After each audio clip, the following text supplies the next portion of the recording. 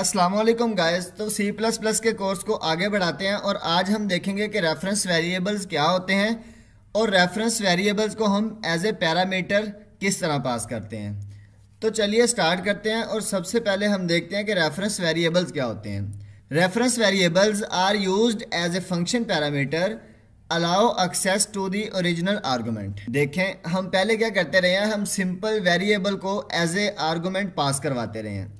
अब होता क्या था कि जो मेन फंक्शन से हम वैल्यू देते थे ना, उसको हम क्या करते थे कि उसकी एक कॉपी दे देते थे। मतलब कि वहाँ पे जो मर्जी चेंज होता रहे फंक्शन में, वो फंक्शन का काम है उसको हैंडल करना। जो हमने वैल्यू दी है ना एज ए कॉपी, वो फंक्शन के अंदर जाएगी। अब वो फंक्शन उसके साथ जो मर्जी करे, हमारी जो वैल्यू थी ना मेन फंक्शन में, वो एज इट इज़ ही रहेगी। मतलब अगर हमने ए की वैल्यू 5 रखी थी ना, तो हमारी ए में 5 ही रहेगी। लेकिन जिस फंक्शन को हमने वो वैल्यू दी है ना, उसमें चेंज हो सकती है। तो अगर उसमें चेंज होगी तो वो उसी में चेंज रहेगी, मेन फंक्शन में वो वैल्यू चेंज नहीं होगी। Reference variable are defined like regular variables except you place an ampersand in front of the name.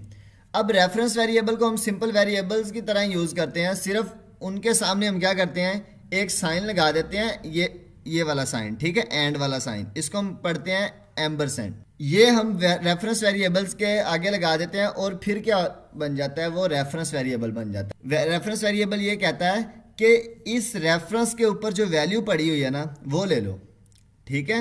उसकी कॉपी नहीं, बल्कि उस रेफरेंस के ऊपर जो वैल्यू पड़ी है वो लेनी है।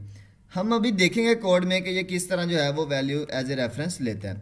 अब फॉर एग्जांपल, जैसे हम पीछे सम का फंक्शन बनाते आए हैं, तो हम क्या करते रहे हैं, वहाँ पे वैल्यू लेते रहे हैं ये वाली, ठीक है, इस तरह इंट रेफ वार, ठीक है, मतलब कि रेफरेंस वेरिएबल। तो उसके साथ हम एम्परसेंड नहीं लगाते रहे। तो अब क्या करेंगे, हम इसके साथ सिर्फ एक एम्परसेंड लगा देंगे, ठीक है। अब ये हमारे पास क्या है, एक आर्गूमेंट एज ए रेफरेंस है। ये वाला जो है ना हमारे पास, ये एंड, ये एक आर्गूमेंट है, इसके साथ एंड लगा हुआ है, इसलिए इसे हम क्या कहेंगे कि इस आर्गूमेंट को हमने एज ए रेफरेंस लिया यहाँ पे।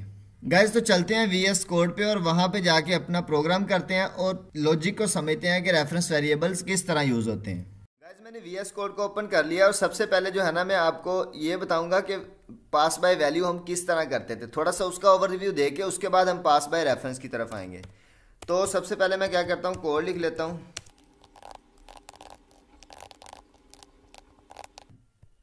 अच्छा गाइस, देखिए मैं क्या करता हूँ, यहाँ पे ना मैं एक वॉइड टाइप का फंक्शन बना लेता हूँ और इसको मैं क्या नाम देता हूँ, मैं फंक्शन का ही इसको नाम दे देता हूँ, ठीक है। मैं इसको नाम देता हूँ फंक्शन। और ये हमारे पास जो है ना, यहाँ पे मैं लिख देता हूँ, ये हमारे पास एक वैल्यू लेगा, इंट ए लिख देता हूँ, ठीक है।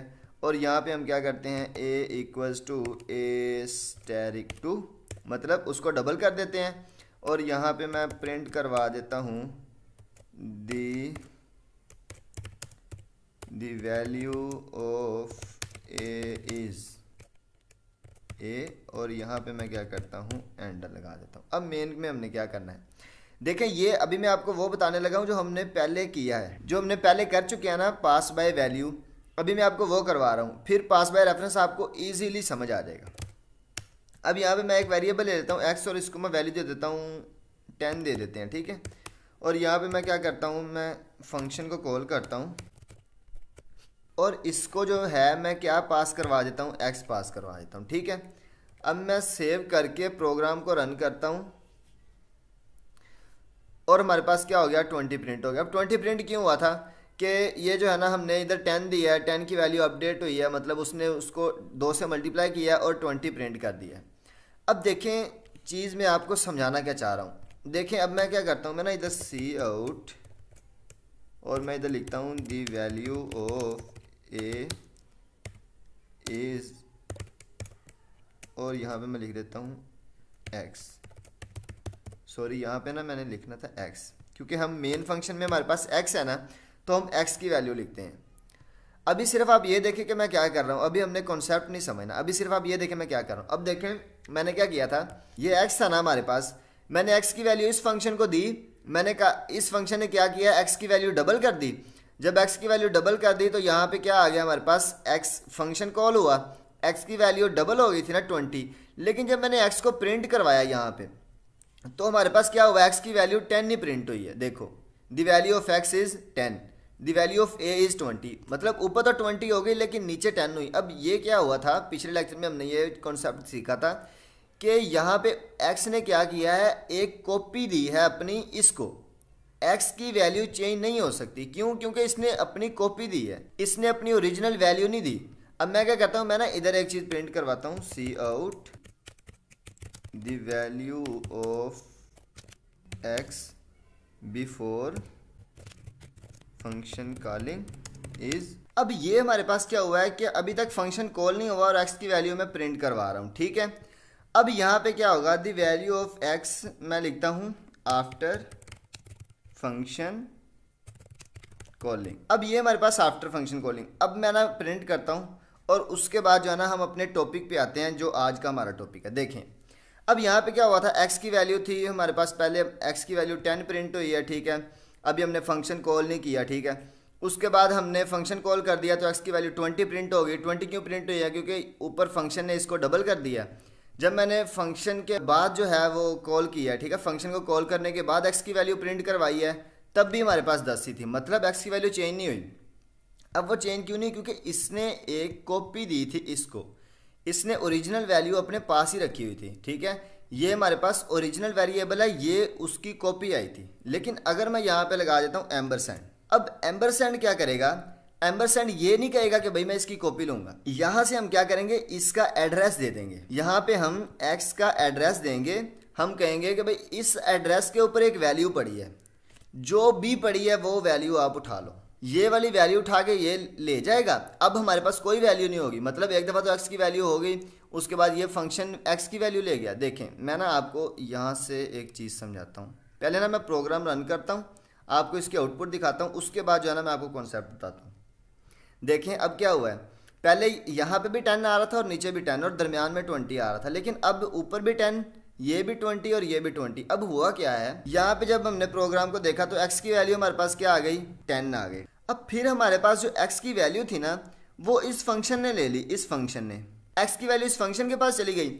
इस फंक्शन ने क्या किया कि इसको कर दिया डबल, ये यहाँ पे इसने क्या कर दिया, इसको डबल कर दिया, उसके बाद इसने प्रिंट करवा दिया। ये हमारे पास फंक्शन का काम खत्म हो गया यहाँ तक, ठीक है, यहाँ पे फंक्शन का काम भी खत्म।